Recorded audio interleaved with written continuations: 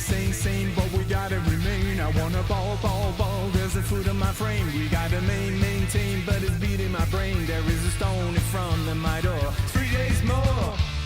Are you really alright? Can you touch me tonight? I've been missing out on love, on love, on love, on love. You put my future at stake. I want a jailbreak. I've been missing out on love. 3 days to go. 3 days to resurrection of love. 3 days to go. 3 days to resurrection of love.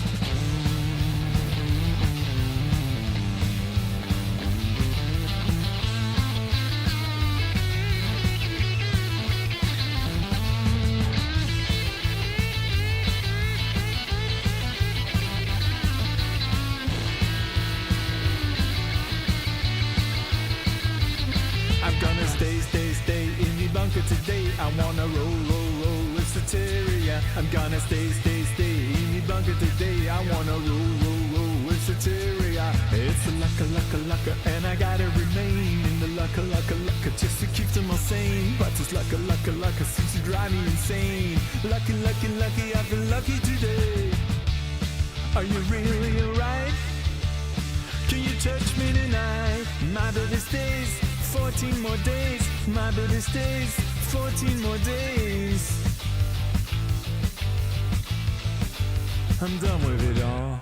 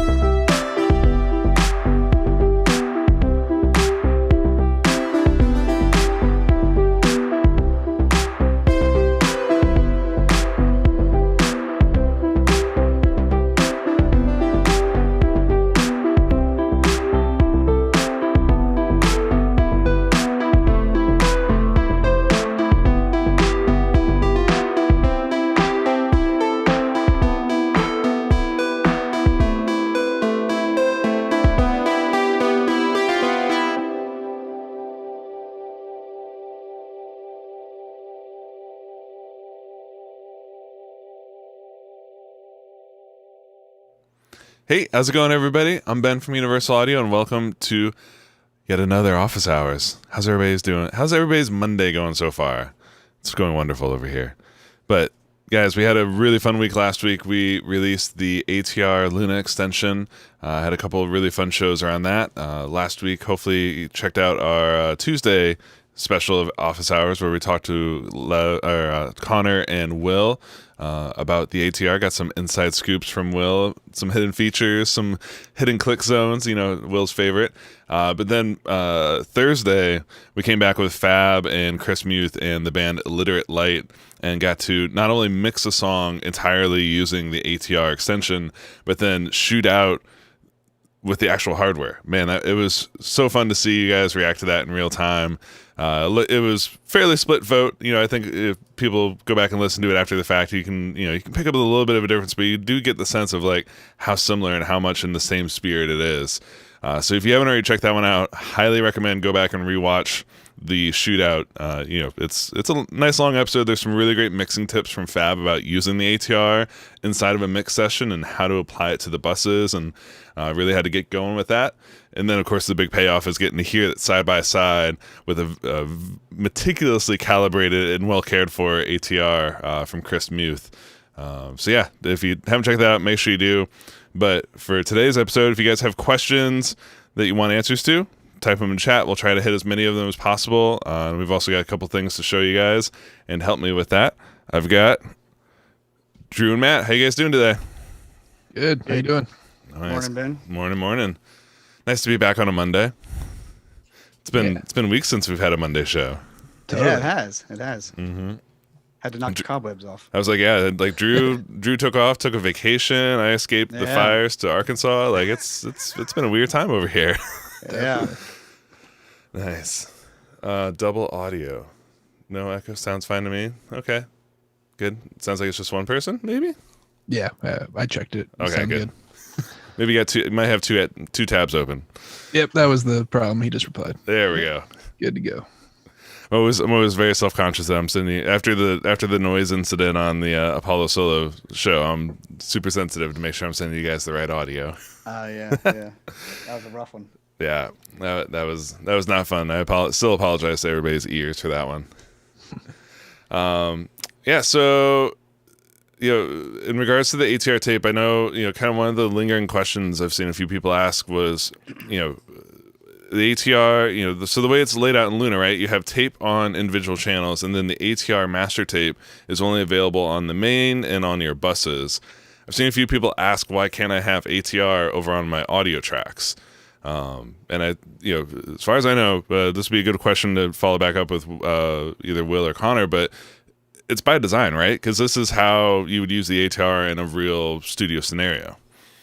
Yeah. The ATR 102 was a mix down. It's a 2-track machine, and so just conceptually, it really belongs on the master only. But the idea of throwing it on buses is just sort of like icing on the cake.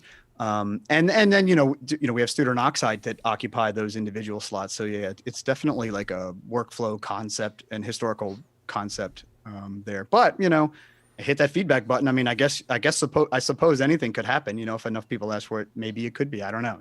Mm-hmm. Yeah, absolutely. Checking back through here on the questions, make sure we haven't missed anything. I have an X16 and Apollo 16 and an old version of an 8. If I want to use Luna, is it okay? Mike over there on Facebook. So yes, if you can get them all, if they're all connected via Thunderbolt and they're all daisy chained together, you can use them all with Luna, right, Matt?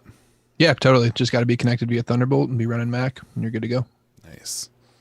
Yeah, that's kind of a unique thing, I think, to a lot of the Apollo interfaces. The fact that you can take out, even if you had a FireWire Apollo, you can take out the FireWire card, put a Thunderbolt card in there, and still use it with a modern Mac. Totally, yeah. If you had old silver FireWire Apollo, you could even upgrade that to Thunderbolt 2 or Thunderbolt 3 even. Mm-hmm. It's pretty. It's kind of rare these days to have something that can actually be upgraded and continue to change the connectivity even as the standards keep on changing. Yeah, right? 8 years in. Yeah. And those silver interfaces still sound great. Mm-hmm.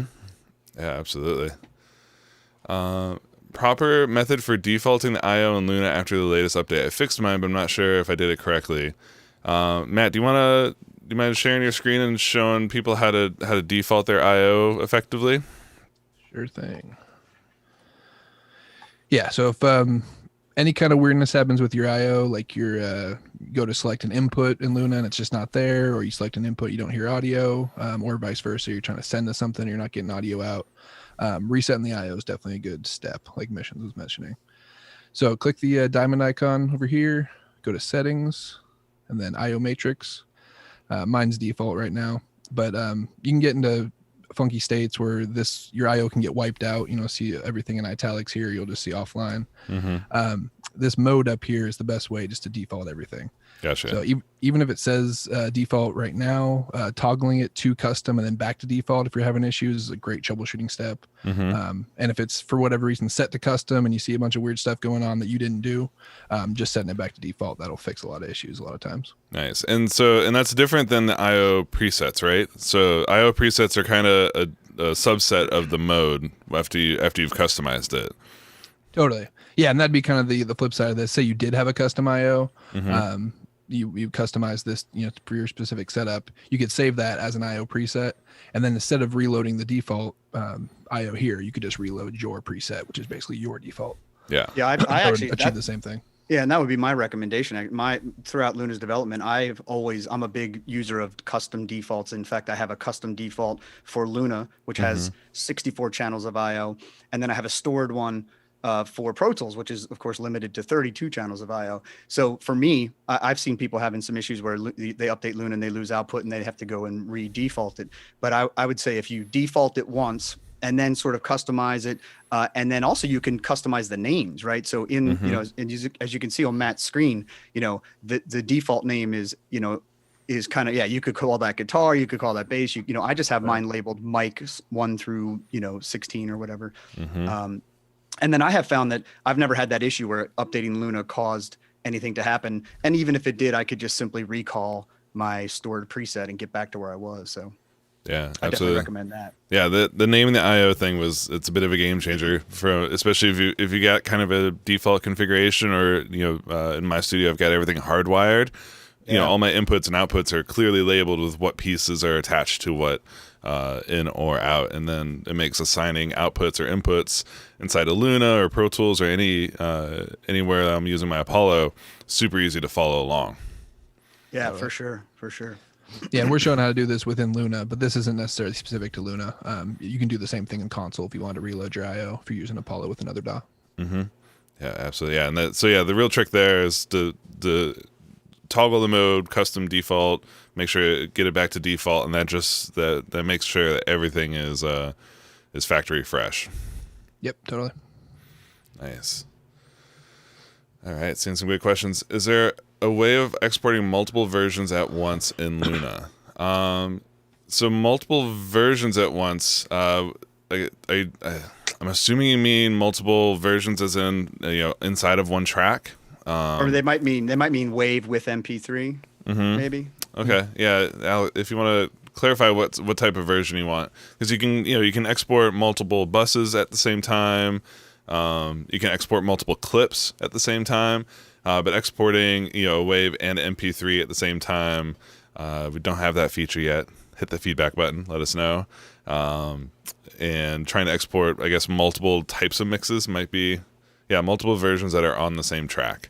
So I guess the best way to do that, it's not going to be a single command to be able to do it. But let's say I had 2 versions here of my kick drum track.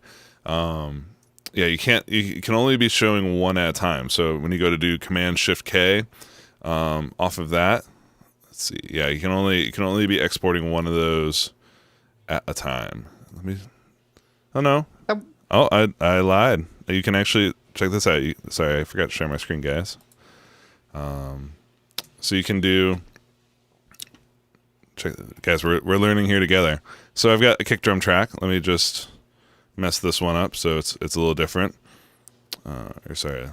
Select the whole thing. So now I've got a unique file for that one and for this one. So now I can go Command Shift K with this clip selected. You see over here, kick 25_1. Now if I come down here and then also select this clip. There we go. Nice. I'm now able to export both of those, which are different versions underneath here, and of course I can make a third one. There it is, another version of it. So yeah, it's just exposing it. If you have the the clip export selected, as you can see, every time I click on a region, or sorry, on a clip in my timeline, it's adding to the list of clips that are going to be exported. So yeah, you absolutely can. Look at that. That's awesome.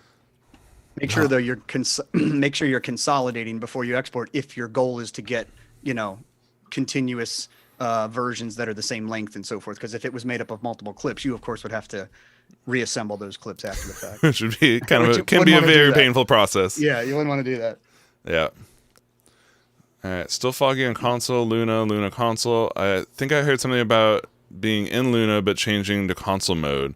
Yeah, Drew, do you wanna clarify a little bit about how Yeah, console sure, and Rich. Luna, how that works? Yeah, for the full story, Rich, you can watch the ARM video that we did a while back, one of the office hours. It was pretty extensive in this regard, but the basic gist of it is that there are two modes that Luna can be in. It can be the standard mode. Luna controls console, and in fact, you don't even have to have console open. It will just do things in the background using console as a proxy, and that's usually that's great when you just want Luna to be taking care of everything for you. But there are instances, and by the way, when you're in that mode, it will save unique DSP chains per track and all that jazz that we talked about in the video.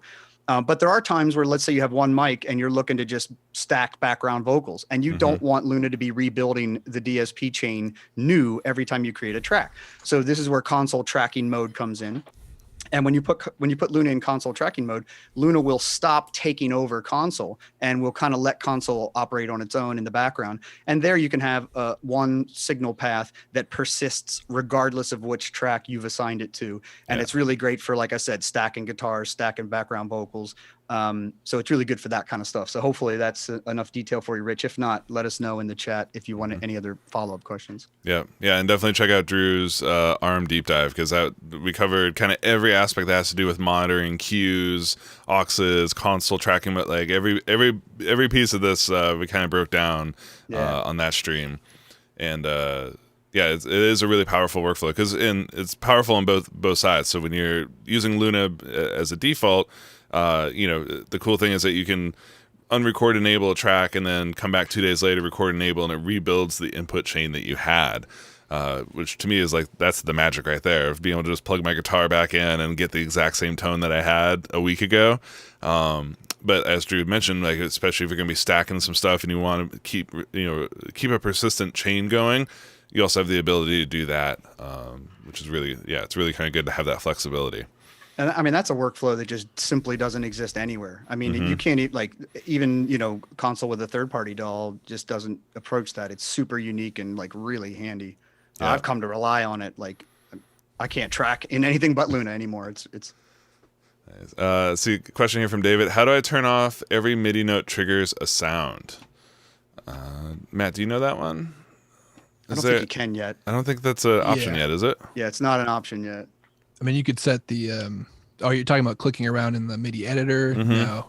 You could actually go to the MIDI workflow tab and set the keyboard velocity to 1.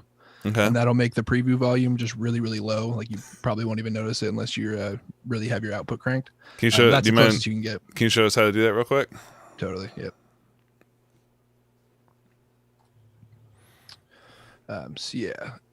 In the workflow section, click the little MIDI plug icon, and then this velocity right here. So there's really no indication that this is the preview velocity, but it is. It's actually just shown as the MIDI keyboard velocity. But if you set this to 1, that's the lowest you can go. Then it'll just make the volume of every MIDI note preview just very, very low. I don't have any MIDI notes in this particular track, or I'll show you. But it's like 1 velocity would be barely even audible unless you have your output cranked. So. Get a nice little whisper of the note. Yeah, totally. Nice. Is there any way to change the buffer size? My render meter is always at 100%. So I mean, that's part of built into Luna. Luna's kind of fixed buffer. The cool thing is, when you use ARM, you kind of bypass that buffer and it's doing it all on hardware. But if your render meter is always at 100, what are some of our suggestions to kind of go a little bit easier on a machine. I mean, for one, there are things in Luna that use CPU instead of DSP. So if you have like a lot of tape extensions all over a huge track, you could potentially pull some of those out of the tape slot and load them as UAD plugins instead to offload some of the resources from your CPU to your DSP. Yeah. But yeah, it's basically, if that render meter is going at 100, it's a sign that your CPU is having trouble keeping up. So you can mix down some tracks. You can, kind of, take some things that you're pretty sure you're done with, render them out, drag them back in with their processing on. And that future-proofs the track as well, but that'll definitely lighten up with the render meter. Yeah. I remember especially back when I had less powerful computers, I was doing that all the time. Constantly be like, cool, I love these background vocals. This is how I'm gonna cook them like this. And of course, the cool thing is you can duplicate the session. You can preserve that stuff for later in case you do want to go back to it. But it is kind of nice to go ahead and commit and save yourself the headroom as well as free up some tracks. Let's hear the telly back there. Yeah, actually, I think I played that telly on the Apollo solo with Gannon, deep dive with Gannon. He got to do a bunch of bluegrass, and I did some rock there at the end. I busted out the telly for that one. It's one of my favorite guitars back there. Any update on the addition of sidechain function? They hear you. It's definitely high up there on the list, and no later than very soon. It's about as much as we can say at the moment for that one. Will Luna work with complete control? Not familiar with complete control. Is that that's kind of their hardware knobs, right? For running the native stuff. Their MIDI controllers that let you browse all the sounds and everything very smoothly. So yeah, I imagine it works great when you are using Contact or Machine. But as far as Luna being able to also work with that browser, that's probably need to hear some more feedback about that one before it gets going. All right, crushing the questions, but we also do have some cool stuff to show you guys. So, what are the stock plugins? Matt, do you remember those off the top of your head? Stock plugins, it depends on what you buy, but 610B, LA2A Legacy, 1176 Legacy, Realverb Pro, all the precision stuff, precision delay mod, precision reflection engine. Yep. Probably a couple others I'm forgetting, but Raw, the guitar pedal. Raw, right? Yeah. If you Google UAD analog classics, like the first hit will be analog. There's a document on help.uaudio.com that's analog classics bundles explained, and it breaks it down per device what you get with each one. Because especially if you get an Apollo, I think you also get like a free Marshall and a free Ampeg Unison plugin as well. Yeah, Marshall Plexi Classic and the Ampeg SVT Classic. Yep. Do you have any favorite guitar amp plugins for clean sounds? I love the Fender 55. You just got to really work your gain stage getting into it. But man, the PT 100, the Pete Thorne Sir amp, that thing's got some amazing clean tones in it as well. Yeah, what was the Corey Wong trick? He just used like an API 2500. Yeah. The Corey Wong is no amp. Yeah. Just smack with some 2500, and I think it was also the SSL that he pulled up in that one. Yeah, I think it was SSLE into a 2500. Yeah, that sounded great. That sounds so good. So we're always asking on Facebook about deleting audio clips from a session. That's full media management. It's not in V1 just yet. We have shown some ways of making templates that involve getting into that package and removing the audio. But for current sessions, it's definitely not recommended to go in there and mess around with anything. I suppose the one thing you could do if you had a song that was basically done, if you consolidated all of your tracks into one set of files, and then you were to go into the package and delete everything except for the ones that you made just then in that moment, that would be a way of sort of clearing out a session. But you got to, at that point, you need to make sure that all of your edits are good and your crossfades are good because you're consolidating and baking all of that in.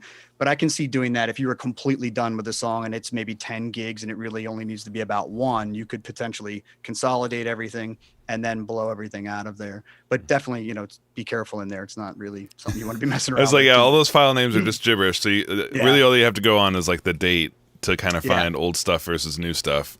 Yeah. So yeah, it's not necessarily a recommended workflow, but it's definitely a workaround that we've seen a few people using. Yeah. And make sure, understand that the team knows about this and it's stuff that it's coming. It's just a matter of, development time and all that jazz. Yeah. They like to, for some reason, they like doing things right rather than just like rushing them out. It's weird. Yeah. Yeah.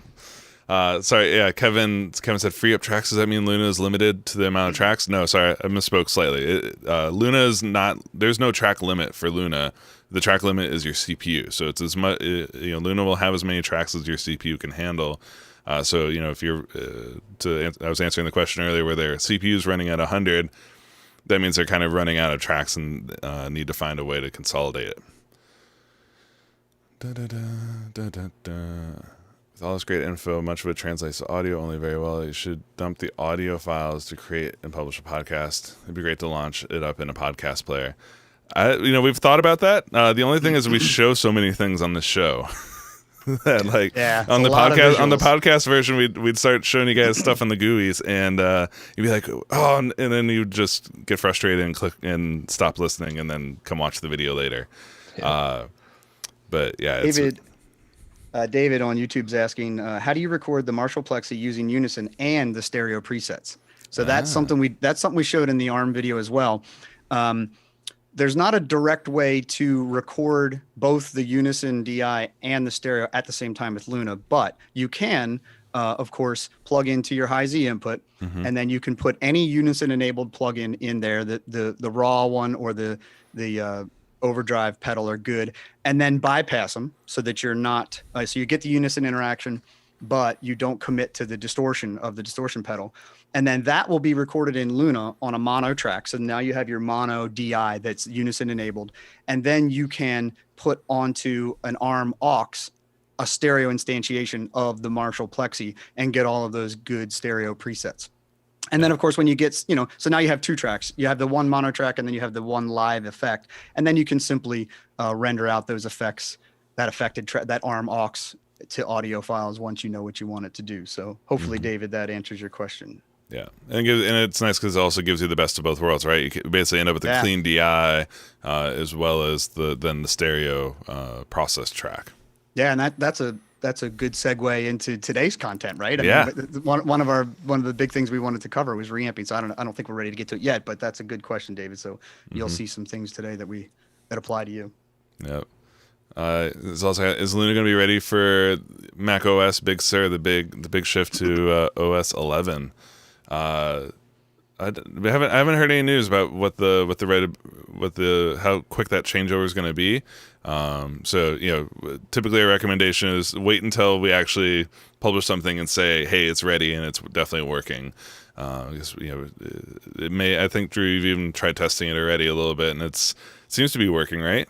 Yeah, there's some graphical things going on, and there's definitely some under the hood things that we're having to bob and weave to change around. Like Ben mentioned earlier, the team typically wants to do it right and not fast. So as Ben said, keep an eye on help.uaudio.com. And then here's a super big important thing: clone your known working system. Yep. Teach yourself how to clone. Hard drives are cheap. You can get a 500 gig SSD for under $100 nowadays. So please educate yourself and learn how to clone a drive so that if you do want to tinker with it, you've always got that ability to fall back on something. Yeah, especially if you're doing this, if you're doing this for fun or especially for work, you definitely cannot. It's not always the wisest thing to be on the bleeding edge for that stuff, but it is good to be testing things out. So yeah, having that backup in place that you can boot from and you can always get back to a working system, super important, especially for major OS revisions like this. Yeah. There's a lot of under the hood stuff going on with Big Sur that we don't need to get into right now, but just with regards to where where third parties are allowed to store things in the system library versus the user space. So it is a pretty big deal, technically speaking. So just be careful with it. Yep, carbon copy cloner. That's the one. Yep. Yep. Nice. Awesome. Well, Drew, I'd love to. We've still got a bunch of questions coming in here, but it also I really do want to show people some of these ATR tips that we had on our docket here to kind of show people, give them some clues about the metering and the routing. Like we touched briefly on, why ATR is on the buses and why it's on the main fader, but there's also some other intricacies with that as well. Yeah. I was kind of bummed to have missed a lot of the, release there with me being on vacation, because that machine I used pretty much daily from 94 to 2004. So I was, I've had a lot of seat time with an ATR, and a huge fan of the plugin. It's one of the, best plugins. So to have it in extension form is really cool. Weren't you saying you've had it on every single mix you've done since it came out? Yeah, it's every single. It's literally it's actually the last chain.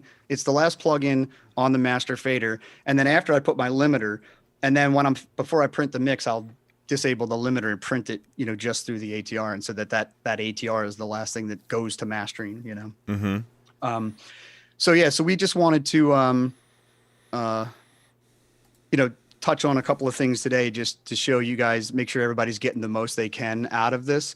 I have a simple little session here, and you can see the 102 is in that tape slot. And we just wanted to make sure that everybody's understanding the implementation. The default on buses is for the ATR extension to show up post fader. Now you'll see here I've switched it to pre fader, but if you go into this more info, this mouse over area here, and you click on the three dots, you can remove the plugin. And then these are the two things that we want to talk a little bit about. Excuse me. You have the pre-fader, which is a signal flow routing thing. So that makes it so that it's the extension first, then your plugins. And if you deselect that, then of course it will be your plugins and then the extension.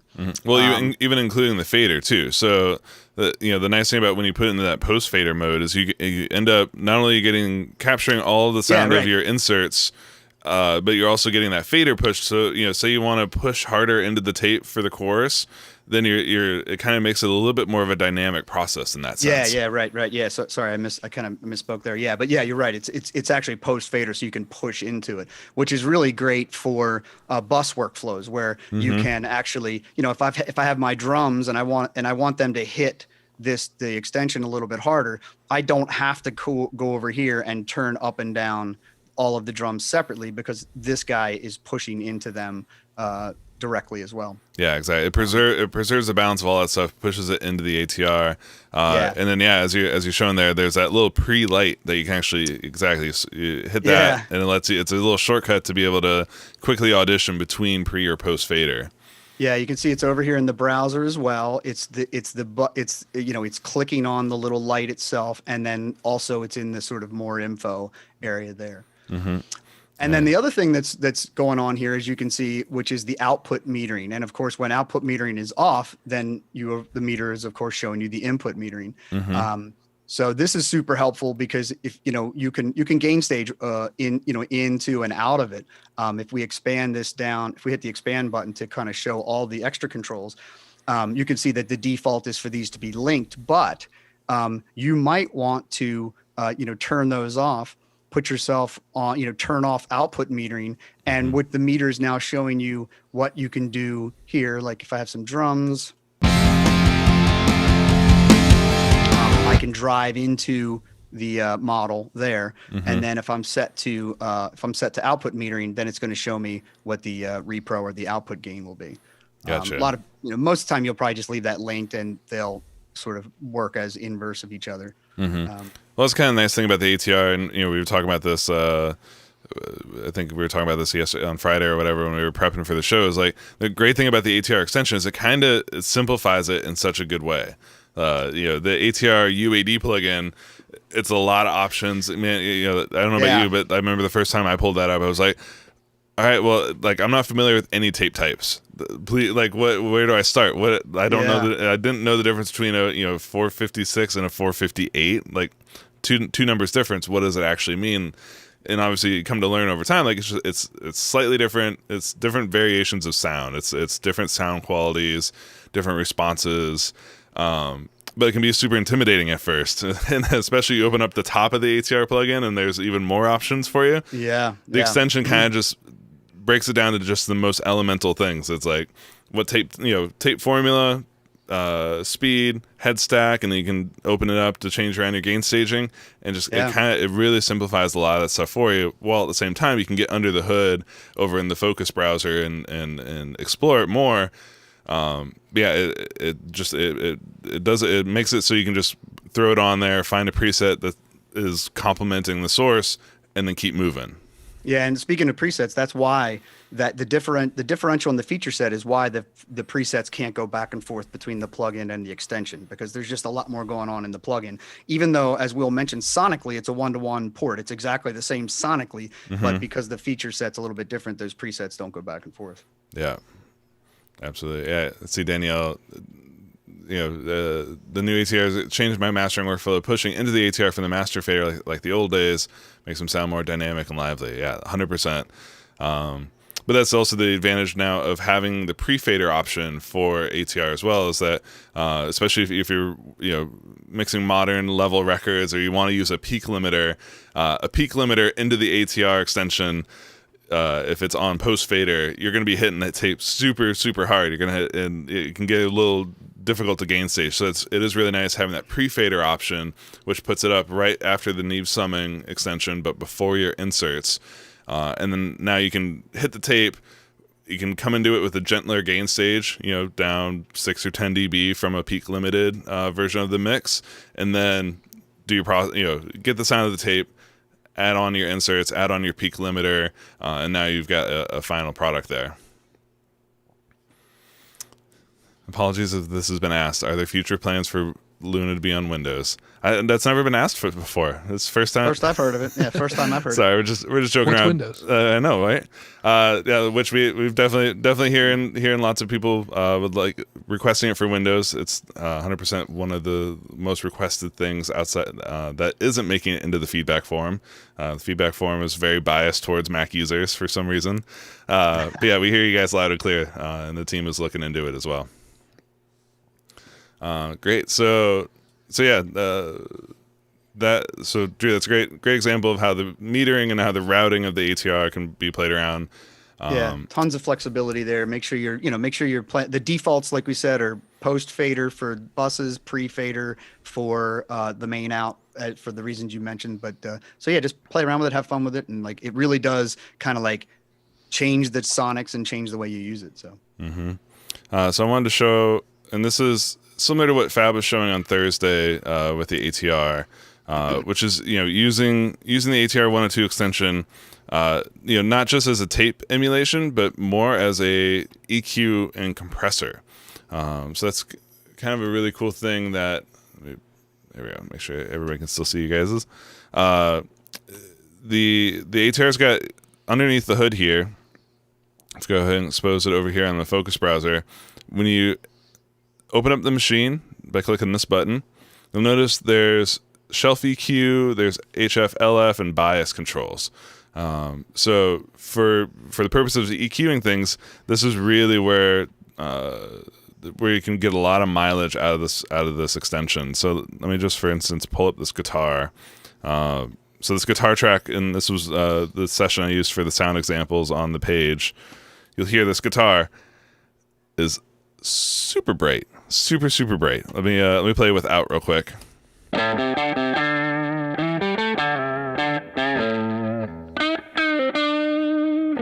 Now with it.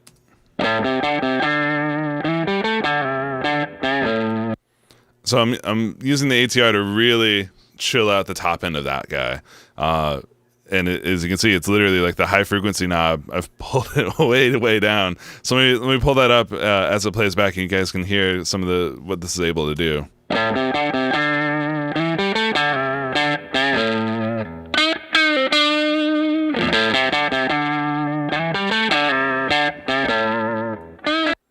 Yeah, it's super essential, right?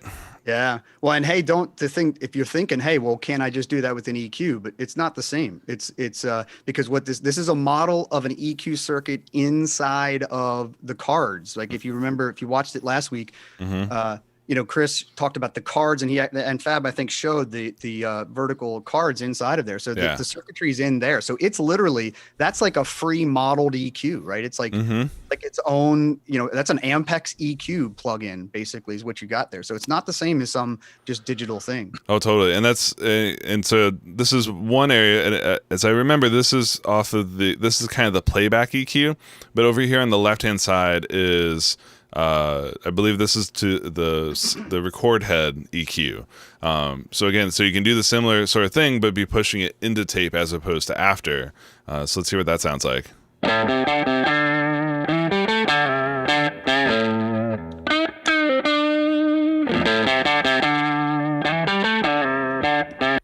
That one's a little bit more subtle. You can hear it when I crank it back open. You can hear it. You can hear the top come back to it.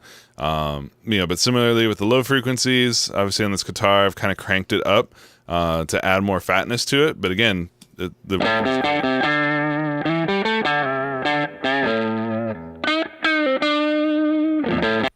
so yeah, you hear the body of that when you came back down to the low notes there.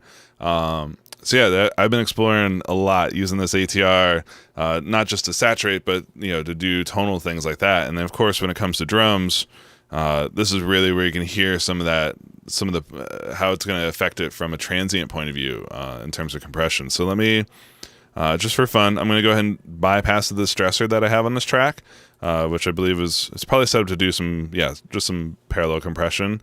But let's focus right now and just listen to what the ATR is doing.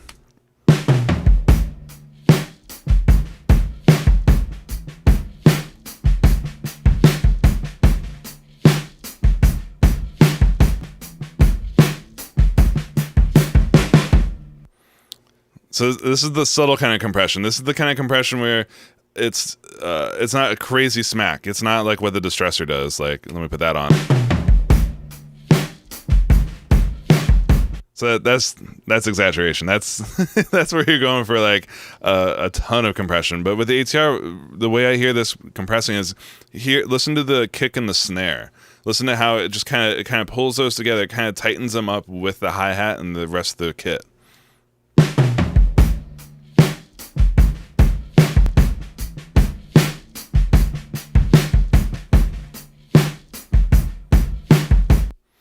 Just kind of pulls the kit together, and this is why people love the ATR. It's a glue. It's something you can kind of use to glue your sources together.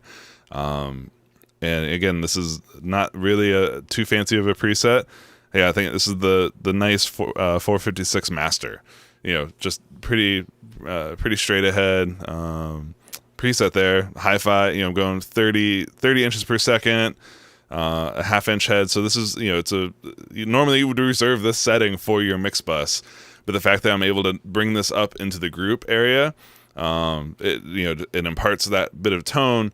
And the thing I'm finding, just similar to using the Neve summing on so many of my tracks, is that by going through Neve summing and now going through ATR 102, less processing. It's just, look at this wide open space, right?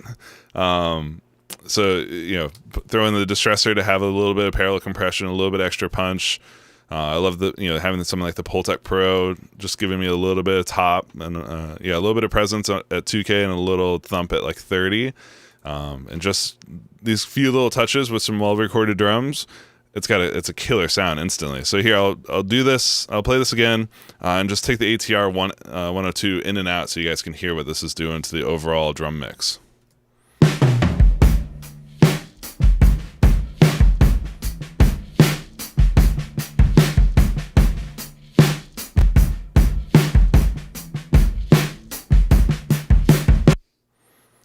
Yeah. Nice. Takes it from modern to vintage in a heartbeat, right?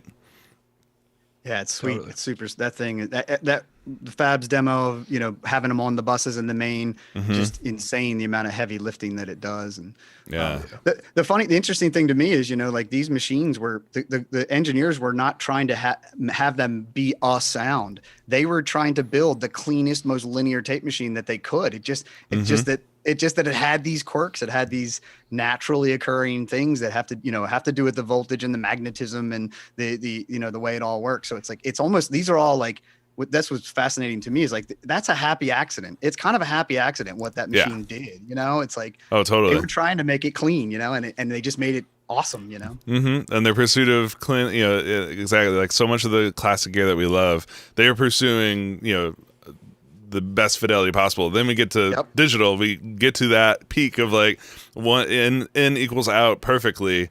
And now, of course, we spend all this. We don't like it. Yeah, exactly. Now we're like, all right, give me back some of that. Give me some of that weirdness, some of that fuzziness. Yeah, and don't forget, have fun with the bias knob too. But the bias knob, if you want to swing that, you can like. It's like analog bit crushing in a way. Like if you work that through, it's destruction. Mm-hmm. Let me show.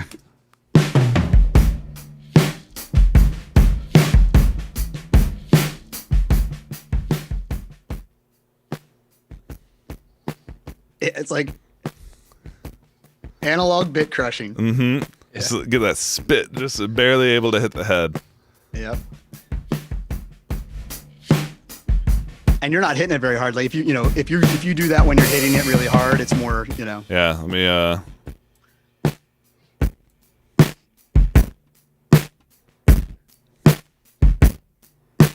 That's actually kind of rad. Yeah. That's the tape giving up, It's like I surrender. No more, please. No more. Yeah.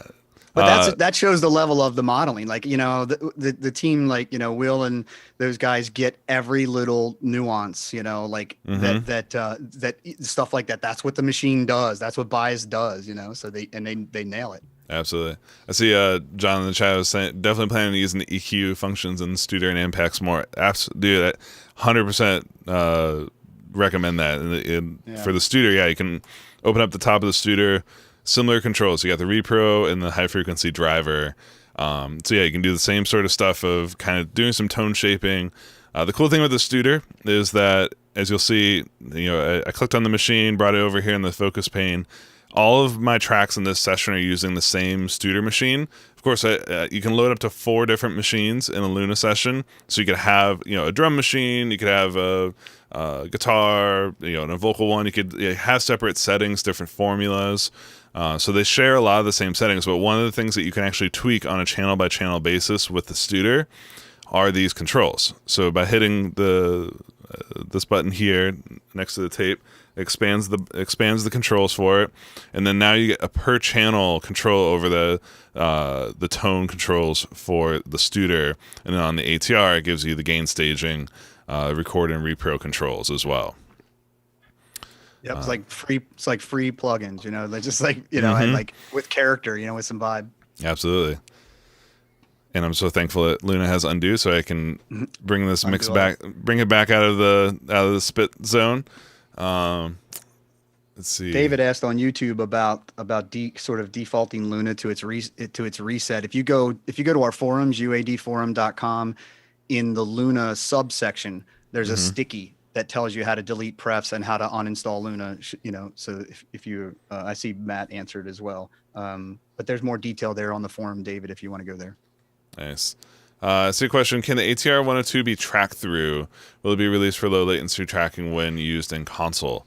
So the Luna extensions are native processes. So when you go into ARM mode, any native processing, the Studer, Neve Summing, ATR, any AU plugins on your track when you're in ARM mode, those are going to automatically be bypassed. Again, the goal of ARM mode is to get the sound from what you're playing to your headphones or your speakers as fast as possible, so there's no disconnection between the two.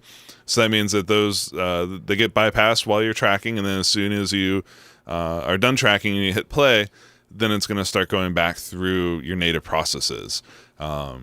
which is, emulates what it would be like in the real world as well. Normally you wouldn't be recording to tape and then also hearing it back off the tape at the same time because there's a distance between the two heads. So you would always be monitoring live off the console, and then you would play back off the tape machine after the fact. So it emulates the real world workflow, prioritizes getting it to you low latency, and then when you hit playback, you get that added bonus of, wow, what I just did sounds even better than I thought it did. All right, go me! Like, you get the little pat on the back. That's right.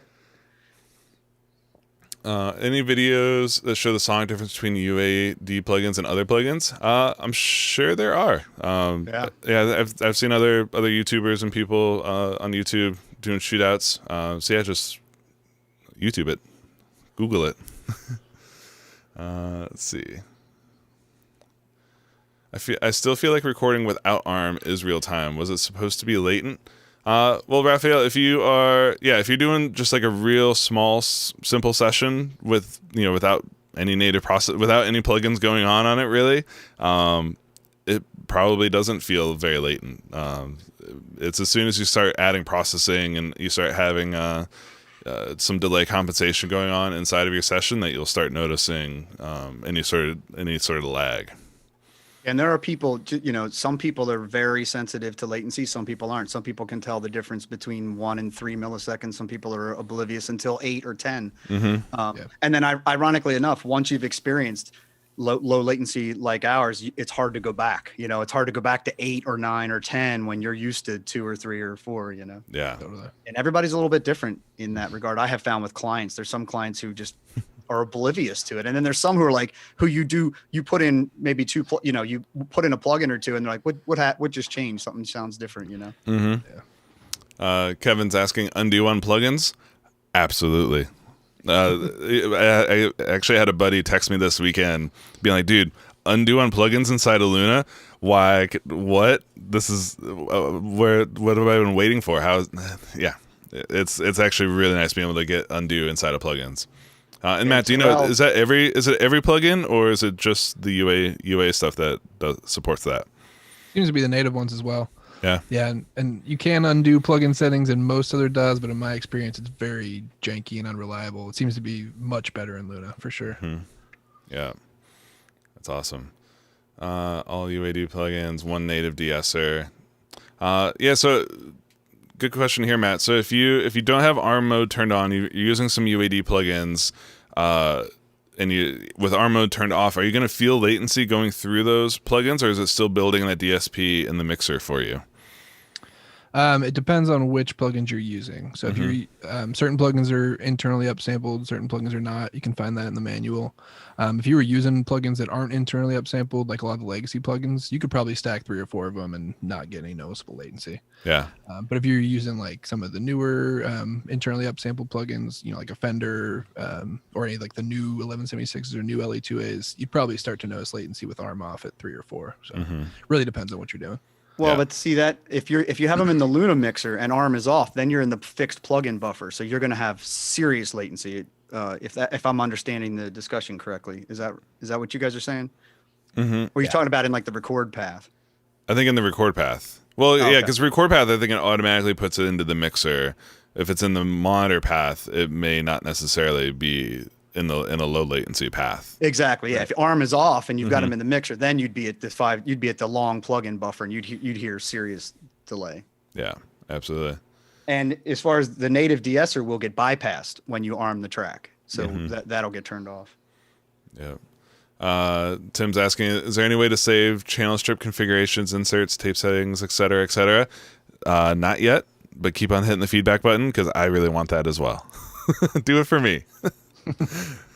Nice. Yeah, the groundwork's been laid, in the sense that Luna is remembering your DSP paths and can build them and on the fly. So you can sense that it's there. The basics are.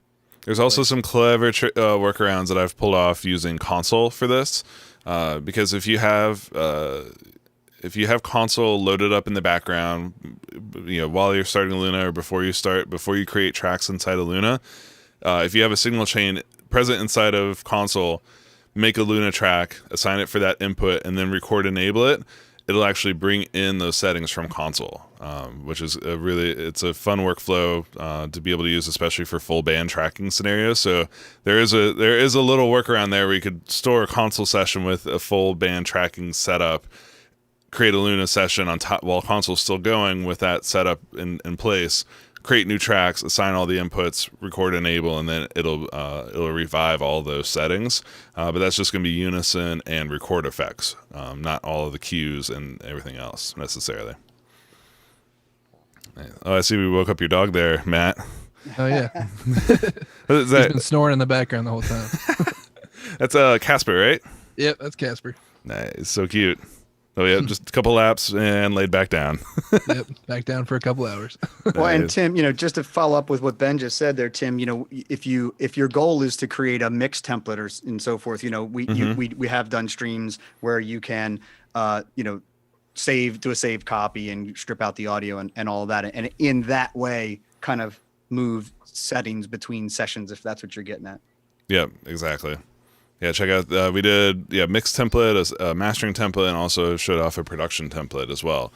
So with those, you're starting from no audio and then tracking things into it or bringing tracks into it. But yeah, if you wanted to, like I mentioned, if you're recording a scenario and you want to have a preset for all that stuff, that's where the console trick may come in handy. Cool.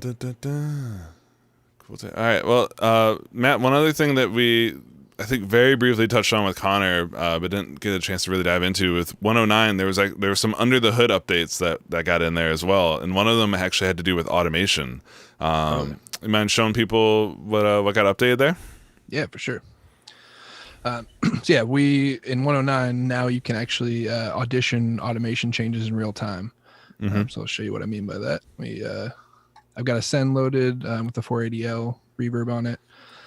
This is a bunch of stems that I just exported from Ableton to mix in Luna. So I've got my reverb level set on this ARP track, basically like a nominal level that I like for the more busy parts.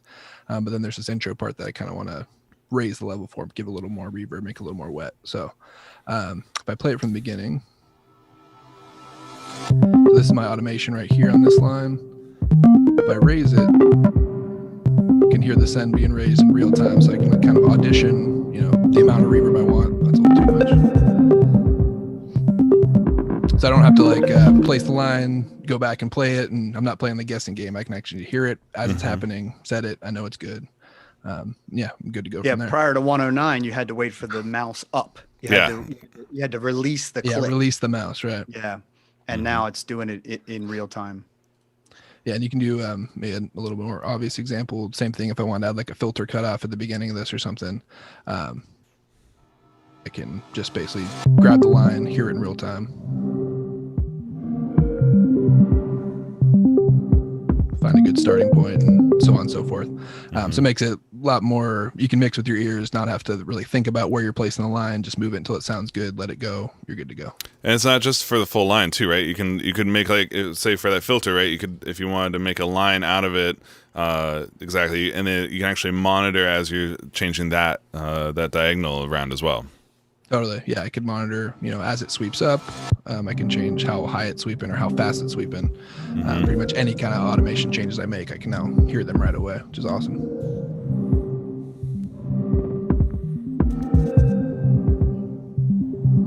Again, that's a little low.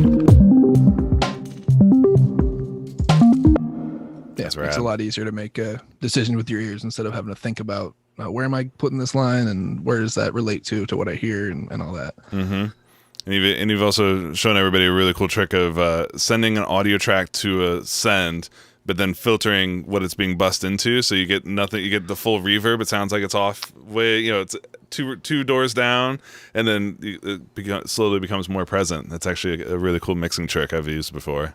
Totally. Yeah, I'm picking off the reverb from the individual track and then using the group to do the bus rather to do the send. That's super cool. Let's see. All things he's saying. There's an unfortunate bug with automation. I can draw it, but then playback undoes it. Yeah, that's a weird one. I wonder. make sure that you're in read mode. If playback is undoing automation, either either A, it's a bug, and you should definitely hit the feedback button and let us know about it, or you just want to make sure that you're not in like touch or latch mode, because then if you make any fader moves while you're doing a playback, it'll overwrite the automation. Yeah, any of these modes where it turns red, that's basically letting you know that any automation changes that you do are going to get recorded. So yeah, switch it over to read and see if it's still happening. Mm-hmm. Funk Monk is asking, is it possible to automate with faders instead of the mouse? Control surface support, not yet. Keep on hitting the feedback button. Let us know how much important that is to you. But to use faders plus your mouse, what Master's shown there of using touch or latch mode, this will allow you to grab the fader or grab the control inside of Luna and just draw and perform the automation in real time. Yeah, so now any changes I'm making, I can overwrite the automation that I'd drawn in before. Mm-hmm. Interesting. Oh, and so with touch there was... I wonder why I was losing the other spikes that you made. Yeah, that was almost like what our chat friend was mentioning. We may have Maybe just you did find a bug there. You might have found the bug. Congratulations. Yeah, wow. Very strange. Interesting. Well, I got a new feedback item to submit. There you go. Can you deselect plugin automation just use the fader automation? No. So there's only touch so the automation modes, it's automatically for all automatable parameters, correct? Yeah, you can't put it into touch mode just for one parameter. It's every parameter. Mm-hmm. Nice. I did the mode on the feedback already. Great. Prince, yeah, I'm not sure what's going on with the chat of you not being able to mention other folks. I'm also not looking at it in the native YouTube client to see if the name tagging stuff's working. Hopefully it does. Matt, I got a question. I have X6 and 8 and 2 satellites and cannot get ADAT to work. Any suggestions? An X6 and X8 and 2 satellites. Yeah, I mean, are you trying to do ADAT in or ADAT out? That'd be the first thing. Make sure in the hardware tab they're configured for ADAT and not SPDIF. Yeah, it's important. If they have that, I think the 8s have the coax and the optical. Yeah. Right. Matt, can you show them in the settings where to find some of those digital options to make sure it's on the right settings? Totally. So diamond icon to get to your settings panel, and then the hardware tab on the... Yeah, there's actually no settings on an X6 or an X8 because they're not switchable. If you had like an X8P, they do both via one jack, so you have to switch them between ADAT and SPDIF. That's what I was thinking of, yeah. Check your sample rate too, because if you're at 2x sample rate, so like 88.2 or 96, your ADAT channels get cut down to 4. And if you're at 4x sample rates, 176.4, 192, your ADAT channels get cut down to 2. So if you're trying to use like the latter end of the ADAT channels and you're at a higher sample rate, that could be why. Well, and if you're at those middle ones, the 88.2 and the 96, you can get all 8 channel, but you're in dual wire mode. Yeah, so you got to do SMUX, so yeah, you got to do two wires. Yeah, so maybe that's part of it. Yeah, good point. This is a good question. If you say you do some automation, you add trim automation to that automation, and then you leave trim mode, do you lose the trim or does it coalesce onto the automation? It should stay there. Yeah. Whatever you record in trim will stay there if you go out of trim mode. Okay. So that just as if you were to put it in any other mode, whatever you record via any mode stays there once you get out of that mode. But then what happens if you turn trim mode off? Does it undo the trim that was on there, or does it apply it and commit the trim? Should commit it. Let's find out.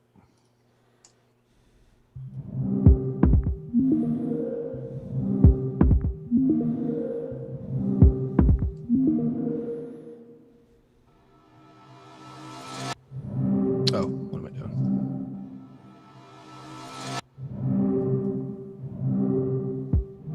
Yeah, I'm still getting the same bug I was getting before, so I can't really. Yeah, Yeah, what we're seeing isn't what should be happening. So I can't really say for sure what should be happening in that scenario because I'm running into this bug. Here, let me share mine, and I'll do it with a let me see. Hey, let's see if I get the same bug, but I'll show it with a volume automation example.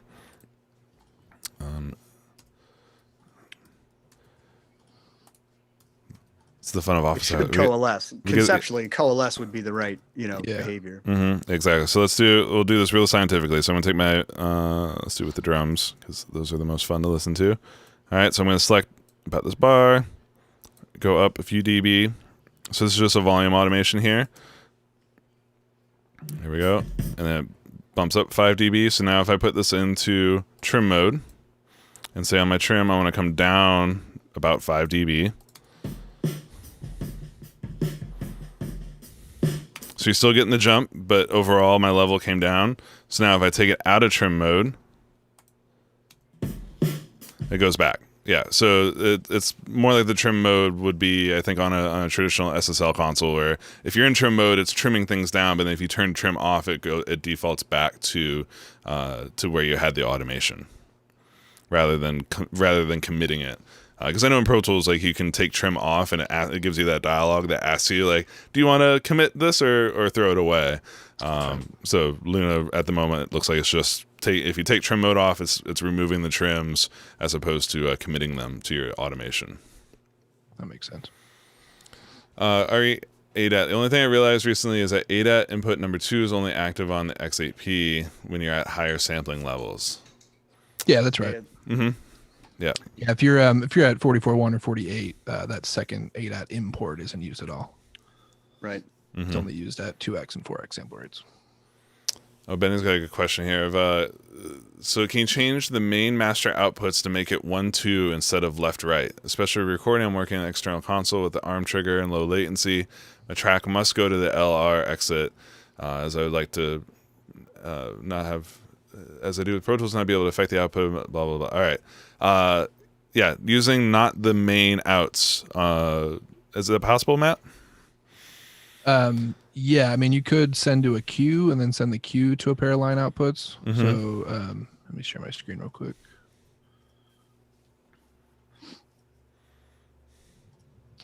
So for example, over here on the main fader, you don't have an output section, so I can't just change it to line 1, 2. But I could send to Q1, and then I could go over here and route Q1 to line 1, 2. And now I'm routing my main fader out to line 1, 2. So I think that's the best way to do it. That's probably, yeah. What about if someone has their Apollo? There's a way to configure it with alt monitors, right? And if you're using alt monitors, it starts using those line outs as well? Totally, yeah. And that's, if you're using like an external monitor controller, the way that I just showed is probably a better way. But if you want to use the Apollo's monitor knob to control your second set of monitors, then alt monitoring is the way to go. Mm-hmm. So diamond icon settings and then alt count. Mm-hmm. If I set this to 1, before I go back, let me show you. It's going to gray out my line 1 and 2 outputs. So it means these are being used by alt monitoring. Yep. If I go back to the main window, now I see this alt 1 button over here. So if I click that, now I'm routing the main fader to line 1 and 2, and the volume knob will control the output of line 1 and 2. Ah, that's cool. So if you do it if you do it using the queues, you can actually route to both at the same time. If you do it using the alt monitor, it allows you to select between one or the other. Yeah. Without monitoring, you can't have 2 monitor paths active at one time. You're just switching back and forth. So. Well, and in that second way, ARM mode would not go to that, then would it? Because ARM mode is direct to the mon left and right. I believe. So any tracks that are. It should still work because in this scenario, Luna basically just sees line 1, 2 as another monitor bus. Luna doesn't look at like the physical monitor left and right. It's just the monitor left and right bus, which is typically routed to monitor left and right, but you can change that with alt monitoring. Gotcha. Nice. Yeah, so hopefully that helps, Benny. It sounds like you've got kind of a complex setup there, but yeah, there's 2 different ways to get to the 1, 2, either in addition to your left right or in substitute for doing left right. Awesome. Are there multi-instrument outs? Not yet. Keep it in the feedback button. Let us know how much you want multi-instrument outs. Not sure about virtual outputs on my Apollo Twin X. How is that used? Well, virtual outputs, man, these are handy dandy little routing tools. Like I'm using them right now. I have Zoom routed through a virtual inside my machine to feed my headphones, but not feed my speakers. So that way I can hear what these guys are doing, but that isn't what goes to air. So yeah, it's a very, very handy trick to be able to, you can also use it to bring in sources. So say you want to, sample some records off of YouTube. I've seen people use the virtuals to be able to route audio from a browser and then bring it into Luna or any other DAW.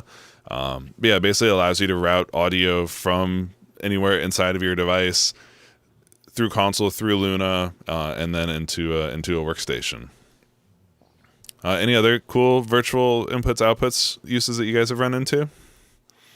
I mean, probably the most common one is people routing like any system audio into virtual channels. So they can put plugins on it or just have more control over where it's going, which you can do with audio MIDI setup. Yeah, I mean, also just like you've shown in the past, routing audio from one DAW like Ableton to virtual channels, then using the virtual channels to bring that into Luna. That's a really cool trick. I use them for tracking vocals, like when you're doing like I'm not really set up to show this specifically, but I have channels. I have two virtuals in my setup labeled return 1 and return 2. So if I'm tracking, let's say I have a mic coming in here, I'll send it to the queue and some effects here. And that signal feeds the DAW, and then instead of in the DAW, I'll set it to return 2, and then I'll bring it back into here.